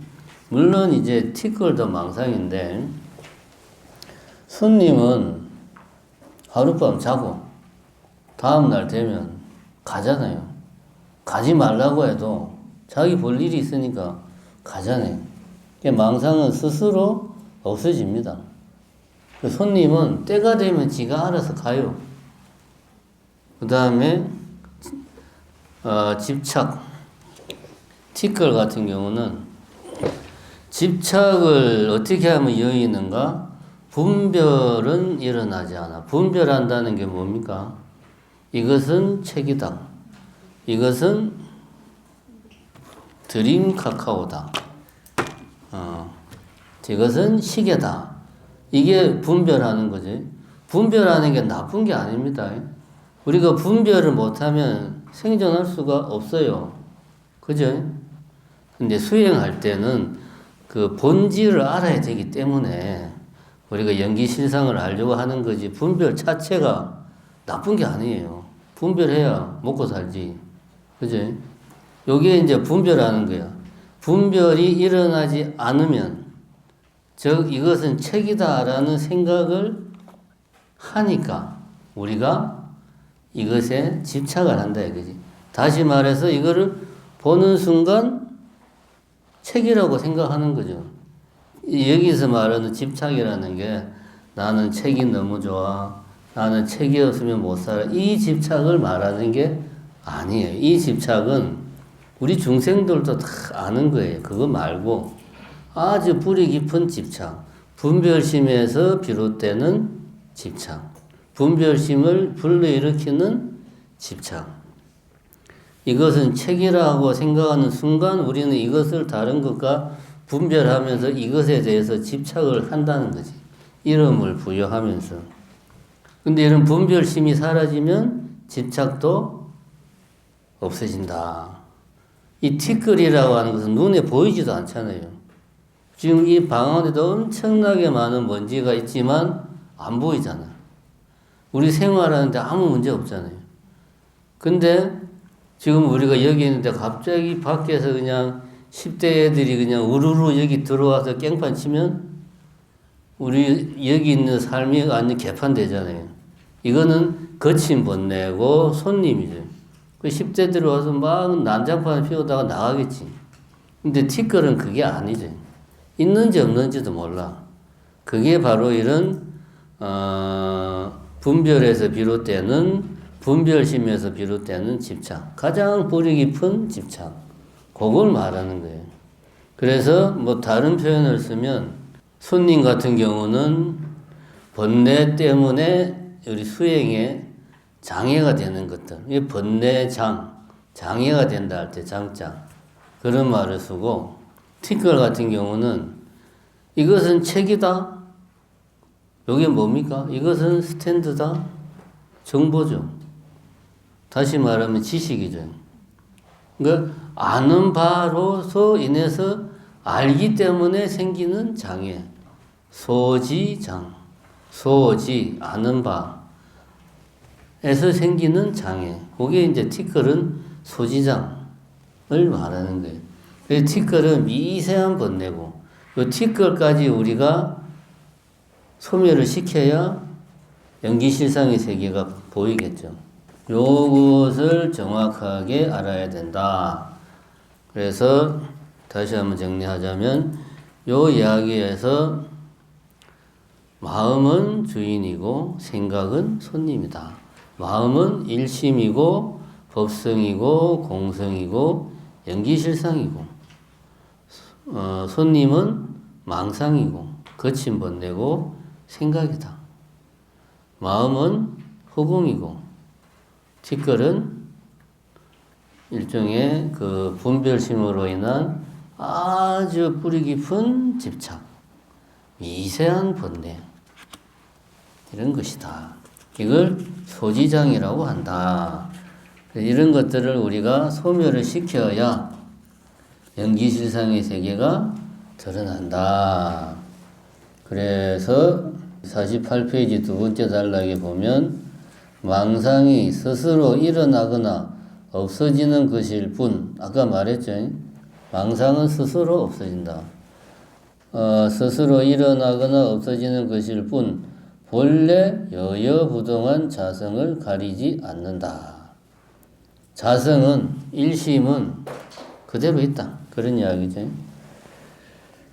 이른바 한 마음이 일어나지 않으면 만법에 허물이 없다. 일심불생 만법무구. 이것도 아주 유명한 구절입니다. 만법에 허물이 없다. 한 마음이 일어나니까 허물이 생긴다는 말이죠. 여기에서 일심은 우리가 말하는 그 공성, 연기실상 그 일심이 아니고 말 그대로 한 생각, 그걸 말하는 거죠. 한 생각이 생기는 바람에 이 세상에 티끌이 허물이 생긴다는 거지. 그 한 생각이 사라지면 허물도 사라진다는 말이지. 자, 요거 잘 명심하고 그 다음에 이제 중요한 거 화두와 의정을 정확하게 알아야 된다. 화두와 의정을 정확하게 알아야 된다. 49페이지 화두와 의정이 나오죠. 자, 여기에서 의정, 의념, 의정, 화두 요 세 가지에 대해서 여기에서 정확하게 설명을 하고 있습니다. 물론 앞에서도 이야기를 했지만 여기에서 구체적으로 이야기를 하고 있습니다. 50페이지에 보면 어떤 것을 화두라고 하는가? 화두란 한 생각이 일어나기 전 1년 미생지제 한 생각이 일어나기 전이 화두다. 한 생각이라도 일어나면 이미 화미다. 화두가 아니다. 그런 말이죠. 이 한 생각이 일어나기 전을 불생이라고 한다. 이 상태는 들뜨지도 않고 혼침에 빠지지도 않고 고요함에 탐착하지도 않고 공에 떨어지지도 않는다. 또 이를 없어지지 않은 불멸이라고 한다. 시시각각 또렷또렷하게 일념으로 마음짓을 돌이켜 비춘다. 요약하자면 한 생각이 일어나기 전은 불생이고 불멸이다. 어디서 나오는 말이죠? 불생불멸. 반야신경에 나오죠. 그죠? 제법 공상, 불생불멸, 불생불멸하는 것은 공의 상, 법성의 상. 법성이 어떻게 생겼나? 굳이 이야기하자면 불생불멸한 거다. 연기실상의 세계는 불생불멸이다. 반야신경에서 그 이야기를 하잖아요. 그러니까 화두는 일심이고 연기실상이고 공성이고 그래서 불생불멸한 거죠. 근데 그걸 이제 실천적으로 설명을 했죠. 수행을 할 때 들뜨지도 않고 도거하지도 않고 혼침, 꾸벅꾸벅 졸지도 않고 멍하지 아무 생각 없이 그 다음에 고요함에 탐착하지도 않고 공에 떨어지지도 않고 그것이 불생하는 거다. 이 불생이라는 말은 적적하다는 표현을 불생으로 우리가 이해를 하면 되고 불멸은 또렷또렷하게 비춘다고 나왔잖아요. 성성하다. 별성자. 별이 쫙 비추듯이 환하다. 불멸은 성성하다. 합치면 성성적적하다. 고요하고 또렷하고 또렷하다. 뭐가? 일심은. 연기실상의 세계는 공성은 그러하다. 화두는 그러하다. 그러면 화두는 계속 이야기하지만 말 그대로 연기실상이에요. 일심이고 의정은 자 여기 보면 그 다음에 바로 나옵니다. 화두를 보려면 먼저 의정을 일으켜야 한다. 이 말은 뭡니까? 화두를 보려면 전제 조건이 있다. 그것이 의정을 일으키는 거다. 그러니까 의정은 화두를 본다. 한문으로 하면은 뭡니까? 간화두. 간화두의 화두를 보기 위한 조건은 의정을 일으켜야 된다. 다른 표현으로 그 밑에 나오죠. 화두를 보는 길잡이가 뭐다? 의정이다. 제가 아까 말했죠. 마음이 고요하고 깨끗하고 머리가 맑은 상태에서 의심을 가지면 그 의심이 끊어지지 않고 계속 쭉 지속이 돼요. 왜냐하면 잡생각이 안 되니까. 그 생각만 하니까 의심이 계속 이어져. 그게 의정입니다. 의정. 자, 여기 보면 51페이지 다섯 번째 줄, 여섯 번째 줄. 이처럼 누구인가에 가볍게 의심을 일으켜야 하며 거칠게 의심을 일으켜서는 안 됩니다. 미세하면 미세할수록 더 좋습니다. 그리하여 어느 때 어느 곳에서나 의념을 붙들고 또렷하게 비추어 보되 마치 물이 땅 위로 끊임없이 흘러가듯이 봐야 된다. 의정이라고 말을 하려면 조건이 있다. 첫 번째는 뭐냐? 가볍게 의심을 일으켜야 되고, 그럼 가볍게 반대말은 의심을 무겁게 한다는 거예요. 의심을 무겁게 한다는 게 뭐죠? 머리를 쥐어 짜는 거죠. 연부라는 이놈이 도대체 누구지? 분명히 내가 연부를 하고 있는데 내가 아니면 누굴까? 이게 의심을 머리를 쥐어 짜는 거잖아. 이게 무겁게 하는 거. 이렇게 하면은 안 된다는 거지. 의정의 첫 번째 조건은 가볍게. 그냥 말 그대로 뭐지? 이런 느낌. 이런 느낌이 계속 가야 되는 거예요.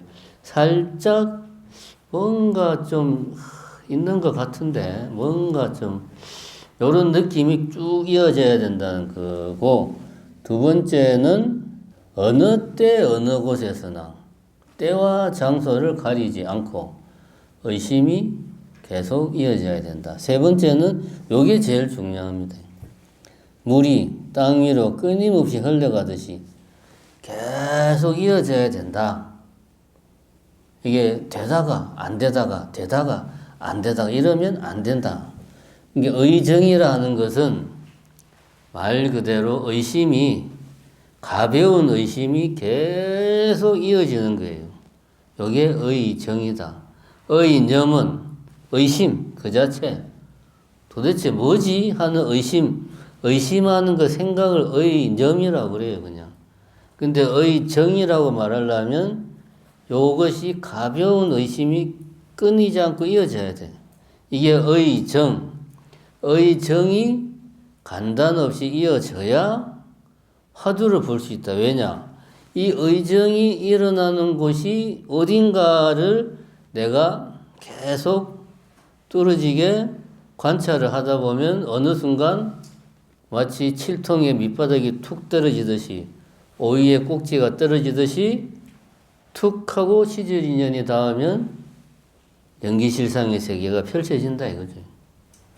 이게 실제로 내 눈에 내가 지금부터 이제 의심이 이어지는구나, 의정이 이어지는구나, 그러면은 연기실상의 세계가 팍 나타나는 게 아니고 요 이야기 잘 들어야 돼요. 이어지는 의심, 요것도 하나의 생각이잖아요. 의심도 하나의 생각이죠. 이어지는 의정이 어디서 일어나는가를 내가 포착하려고 계속 노력을 하는 거예요. 그럼 그게 보입니까? 안 보이죠, 당연히. 의정은 계속 이어지고 있는데 이게 도대체 어디서 일어날까? 아무리 포착하려고 해도 눈에 보이지가 않지. 그러다가 어느 순간 갑자기 탁 깨지듯이 펼쳐진다 이거죠. 그 이야기를 하는 겁니다. 의정, 의념, 의정, 화두 요 세 가지가 어떻게 다른가를 잘 기억을 하시기 바랍니다. 그래서 이제 화두를 요렇게 들면 안 된다 하는 이야기가 52페이지에 나옵니다. 첫 번째는 뭡니까? 마치 연불시수 52페이지 두 번째 단락 중간쯤 보면 부처님 명호를 부르듯이 한다든지 아무 의심 없이 입으로 연불하듯이 하는 것. 이거는 그냥 말 그대로 연불만 하는 거죠. 이렇게 하는 거는 안 된다. 두 번째는 반대로 없는 생각을 막 지어 짜내가지고 이리저리 생각하고 뭐 헤아리고 이렇게 해도 안 된다. 그 다음에 저 밑에 보면 터무니없는 생각을 하면서 이리저리 찾고 궁리한다. 같은 이야기죠. 이런 식으로 화두를 들면 안 된다. 그리고 이제 그런 말이 나옵니다. 52페이지 밑에서 두 번째 줄.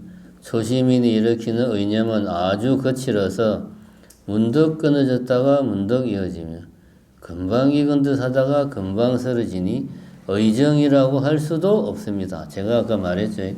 의정이라고 하려면 마음이 뭐 최소한 마치 찬물을 마당에 착 뿌려놓은 듯 머리가 상쾌하고 주변이 조용해지고 이런 상태에서 의심을 들면 그게 의정으로 쭉 간다는 거예요. 염두에 어떤 덩어리가 잡혀서 머물러 있게 되니 비로소 참고한다고 할 수 있다.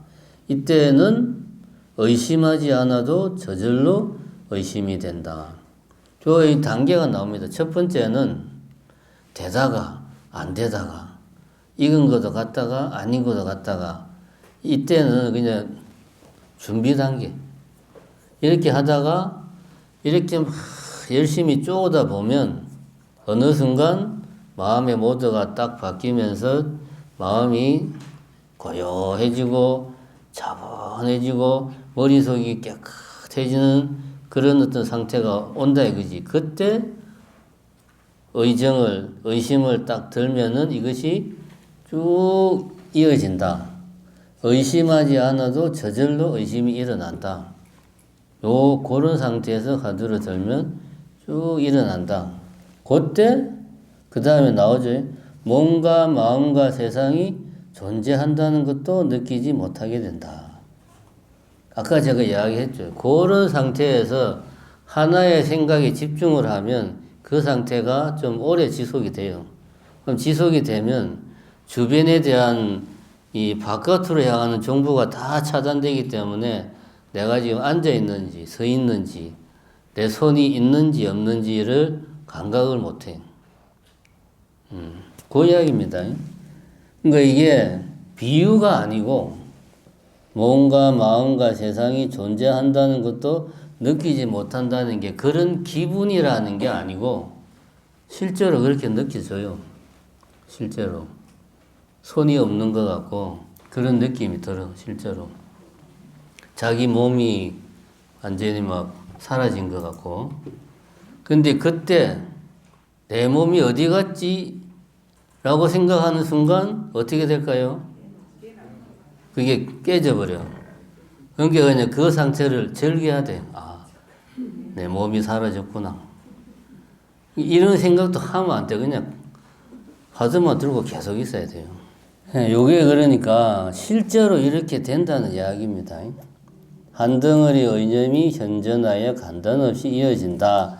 그래야 비로소 의정이라 할 수 있다. 제가 아까 이야기했죠.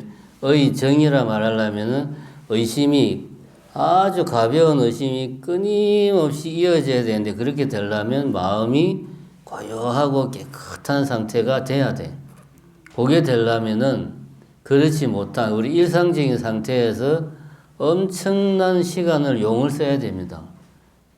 화두 든다고 되지도 않는데 그냥 앉아가지고 졸다가 망상 피다가 토구를 지었다가 흘렀다가 뭐 그냥 앉아서 혼자서 본문을 했다가 말았다가 그 짓을 몇 달을 하다 보면 그런 게 생긴다는 거예요. 저는 그 토구를 여러 번 지었습니다. 선방에 있으면서 토구만 지은 게 아니고 송강사 9차 중창 불사도 하고 불사 내가 다 했어요.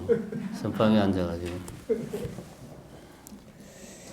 그 다음 이야기는 사실 우리하고는 뭐 거리가 머니까 공부가 무르익은 상태에서는 가벼운 혼침 상태에 빠진다. 뭐 그런 이야기, 무기에 빠진다. 이거는 뭐 공부가 이만큼 돼야 뭐 걱정을 할 거니까 넘어가고 그 다음에 아까 반문 문자성 이야기 했죠. 44페이지 듣는 자기의 성품을 돌이켜 들어야 하는데 그것이 참선이다. 이 말 했죠. 거기에 바로 반문 문자성을 듣는 자기의 성품, 문자성을 돌이켜 듣는다. 반문 그 말입니다. 조고 화두 같은 말이죠. 비추어 본다. 비추어 본다. 고는 이제 이렇게 내려다보고 돌아서서 이렇게 이제 돌아서서 내려본다. 그런 말이죠. 화두를 이렇게 비추어 본다는 거지. 마음빛을 돌이켜 한 생각이 나지도 않고 없어지지도 않는 자리를 반주하라. 이게 화두를 보는 거죠. 간화두. 화두를 보는 것. 조고화두. 반문문자성 같은 이야기입니다. 같은 이야기입니다. 그 다음에 초심 60페이지 초심자의 어려움과 쉬움 이야기가 나옵니다. 요거는 좀 우리가 짚어볼 필요가 있죠. 뭐 구참자들의 이야기는 뭐 구참이 돼야 이런 이야기를 하니까 여기서 보면 초심자의 어려움은 어지러운 마음이 죽지 않는다. 그러니까 평소에 우리는 지금 내 마음이 그냥 나는 아무 생각도 없이 그냥 있다라고 생각하지만 평소의 마음은 항상 어지럽다. 이거는 아까 말했듯이 마음이 고요하고 깨끗한 상태, 뭔가 이렇게 내 머릿속에 뭔가 뭐 구름이 낀 것 같은 게 싹 걷어진 상태를 경험을 하면 아 평소에 내가 흐리멍텅하게 사는구나 라는 것을 알 수가 있습니다. 그 이야기입니다. 그 상태에서 그냥 계속 머물러 있는 게 초심자라는 거죠. 첫 번째가 부잣집 출신은 습기를 못 버려서 약간의 모욕도 참지 못하고 가벼운 고통도 견디지 못한다. 이게 이제 옛날에는 부잣집 출신이 뭐 조금의 모욕도 못 참고 뭐 가벼운 고통도 견디지 못한다 그랬는데 요즘은 현대인이 이렇죠. 옛날로 치면 우리는 지금 거의 뭐 다 그냥 엄청 호의호식하는 사람들이잖아요. 지금이 만약에 신라 시대다 비교를 해보면 신라의 왕들이 또 보다 우리가 더 호의호식하고 살잖아요. 그러잖아요. 그러니까 우리 이야기입니다, 이게. 그러니까 조금의 고통도 못 참고 조금의 모욕도 참지 못한다. 이런 마음으로 무슨 공부를 하겠나. 첫 번째, 초심자들의 병폐 첫 번째가 이거다. 자기 자신을 바꿀 생각을 안 한다는 등. 두 번째는 아르마리를 일으켜서 두 번째 달라. 스스로 대단한 양 큰 아만을 일으킨다. 내가 좀 아는 게 많아. 그럼 어떻게든 그걸 말로 막 설명하고 논리적으로 정리하고 그렇게 막 하려고 하는 이것도 병폐다. 두 번째, 그런 거 참선하는데 전혀 도움이 안 된다. 이게 사실 도움이 안 됩니다, 이거는. 세 번째는 그 다음 61페이지 보면 망상을 겁내어 없애고 없애도 종일 동안 번뇌가 끊이지 아니하므로 도의를 마음을 잃어버리는 경우 망상을 겁내거나 그 다음에 좀 밑에 내려가면 망상을 상대해서 한바탕 사생결단을 내려야 한다. 망상을 두려워하거나 망상하고 싸우거나 이것도 초심자의 병폐. 이게 아까 33페이지에 나오죠. 33페이지에 보면 망상을 두려워하지도 말고 망상의 힘을 허비하지도 말라. 이 이야기가 요 이야기잖아요. 망상을 두려워하는 게 망상을 겁내는 거고 망상의 힘을 허비하는 게 내가 망상하고 싸워서 끝장을 보겠다. 이게 이제 망상의 힘을 허비하는 거죠. 이렇게 할 필요 없다. 이게 초심자들의 병폐다. 그 다음에 또 어떤 이들은 공에 떨어질까 두려워한다. 그러니까 이 허무에 빠질까. 이렇게 수행하면은 허무에 빠지면 어떻게 하나. 이거는 초심자라고 하기는 좀 그렇죠. 조금 공부가 되면 이제. 그 다음에는 어떤 이들은 마음으로서 깨달음을 구하지만 깨달음을 구하거나 성부를 생각하는 것이 큰 망상이다. 깨달음을 얻으려면 깨달음을 내가 얻겠다라는 생각을 하면 깨달음을 얻는다 못 얻는다? 못 얻는다. 그 생각 자체가 망상이다. 그러니까 내가 깨달음을 얻겠다는 생각을 하고 수행을 하면 안 되고 대신 뭘 해야 됩니까?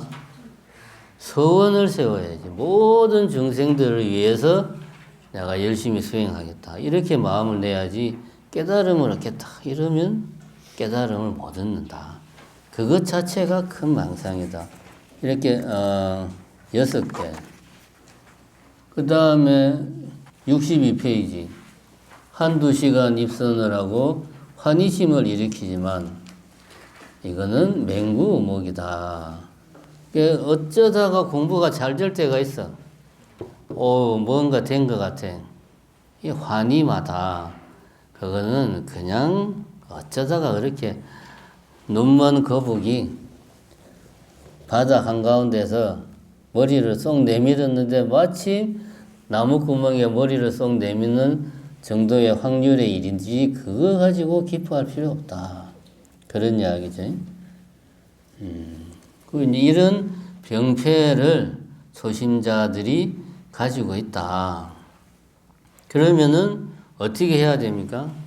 그냥 눈으로 보고 귀로 듣고 코로 냄새 맡고 혀로 맛보고 피부로 접촉하고 머릿속으로 기억하고 생각하고 이런 것들을 다 끊어버리고 오로지 화두만 열심히 들면 된다.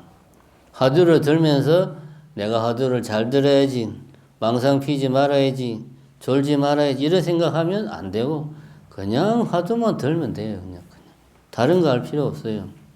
이게 핵심이다. 그런 이야기를 하고 있습니다. 그래서 그 다음에 소심자는 63페이지에 모든 것을 놓아버리고 1년만을 들으라. 그런 이야기가 나옵니다. 자, 구참자는 뭐 읽어보시고 구참자가 돼야 이것도 뭐 봐야 뭔 이야기인지 아니까.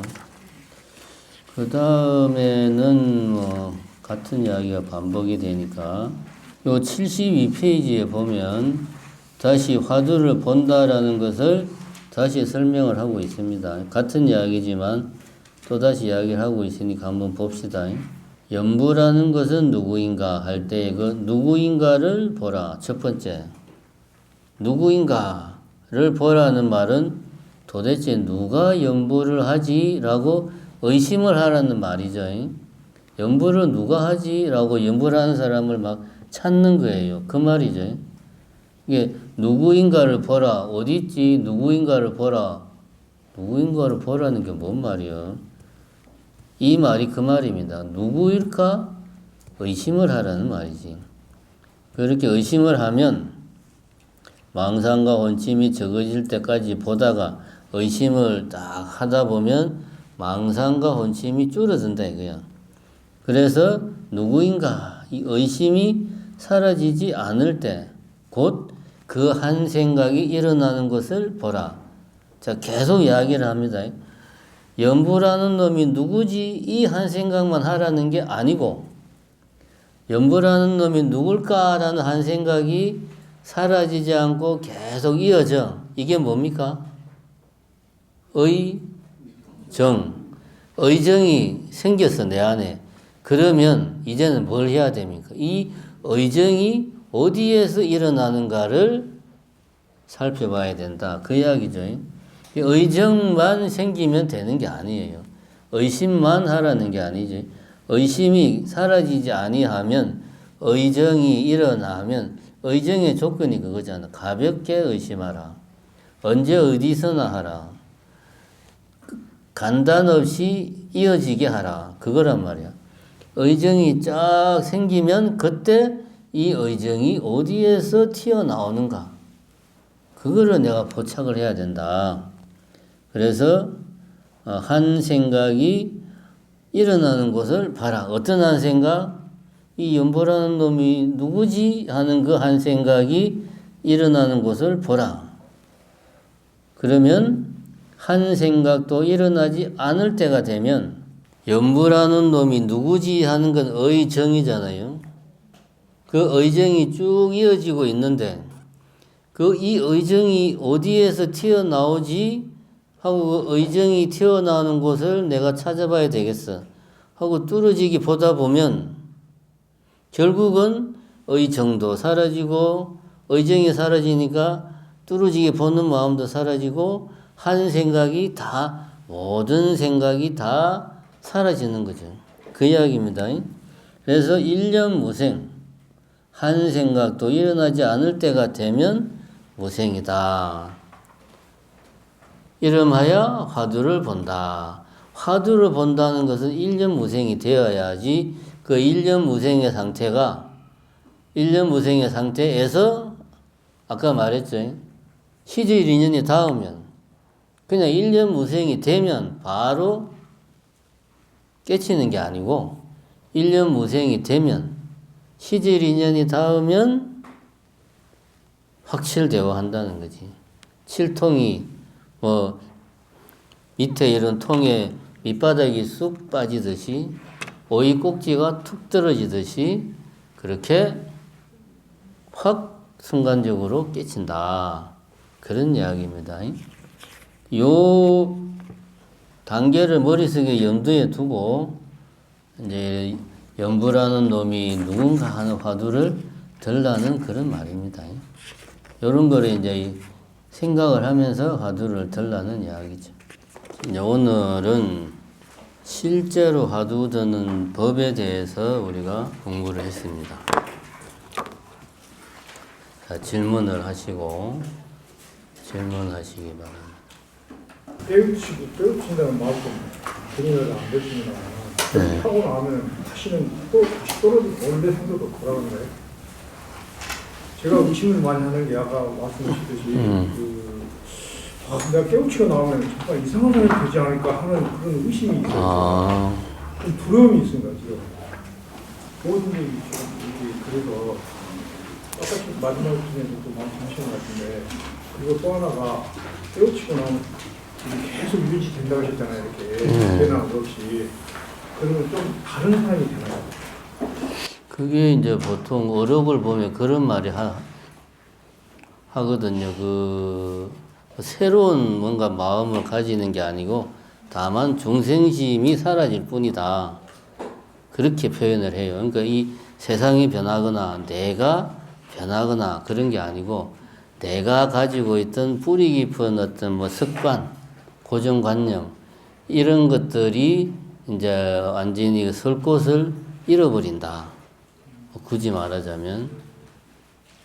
그래서 이제 뭐 말하자면은 어떤 감정에 휘둘리지 않는 사람이 되겠죠. 뭐 화를 내거나 뭐 슬퍼하거나 기뻐하거나 하는 것으로부터 자유로워지겠죠. 일단은. 그런 게 있겠고, 그 다음에 이제 육체적인 거는 똑같죠. 아프고, 뭐, 그 다음에 부처님도 보면은, 상수제자 두 분이 이제 부처님보다 먼저 돌아가셨단 말입니다. 이제 부처님도 가끔, 오늘 밤은 누구냐, 사리불 전자랑 목련 전자가 참 보고 싶구나. 이런 생각을 하죠. 그런 것들은 당연히 이제 하는 건데, 거기에 이제 매여가지고, 그립다. 이 친구들이 있었으면 얼마나 좋을까. 이렇게 생각이 꼬리를 물고 가지 않는다. 그냥, 참, 이 친구들이 오늘은 보고 싶구나. 거기서 그냥 끝나는 거죠. 그러면 이게 이제 사람이 달라지는 거죠. 그렇게 되면. 성격도 달라지고, 생활 패턴도 달라지고, 다만 이제 뭐 육체적으로 뭐가 달라지는 건 아니겠죠. 사람 자체가 달라지고. 근데 이제 중요한 거는 이게 이제 견도위에, 어쨌거나 책에서 보면 견도위에 들어가면 다시는 이제 후퇴하지 않는다라고 하니까, 그 전에는 공부를 열심히 해도 깨친 듯 하다가도 다시 빠꾸 할 수 있는데, 견도위에 들어가면 우리가 뭐 예류가 뭐 임류가 그런 말 하듯이 들어가면 이제는 그 전에 내 모습으로는 안 돌아온다는 거지. 그렇게 이해를 하시면 됩니다. 예. 쉽지 않은 일이지만 뭐. 네. 이제 뭐 그런 이야기들은 자주 있어요. 깨친 사람들 같은 경우에 우리가 흔히 말하는 이 아우라라고 하는 거 있잖아요. 기운이. 그래서 이제 부처님 경전에 보면 제자들이 그냥 부처님 보고 그 자리에서 바로 그냥 뭐 깨쳤다든가 뭐 바로 머리를 깎았다 이런 게 그게 그냥 뭐 일종의 좀 부처님을 좀 이렇게 막 신격화 시켜서 그런 게 아니고 실제로 부처님의 그 아우라가 강해가지고 거기에 이제 교화가 되는 거지. 그런 게 있다고 그래요. 부처님만 이야기하는 게 아니고 인도의 성자들 보면 최근에 뭐 이런 성자들 보면 친견하는 것만으로 내 안에 있던 뭐 오래 묵은 나의 어떤 정신적인 문제가 해결이 되고 뭐 그렇게 한다고. 그러니까 어떤 힘을 엄청난 힘을 받는 것 같다. 그런 게 있다고 합니다. 예, 저는 경험을 못 해봤죠. 수고하셨습니다.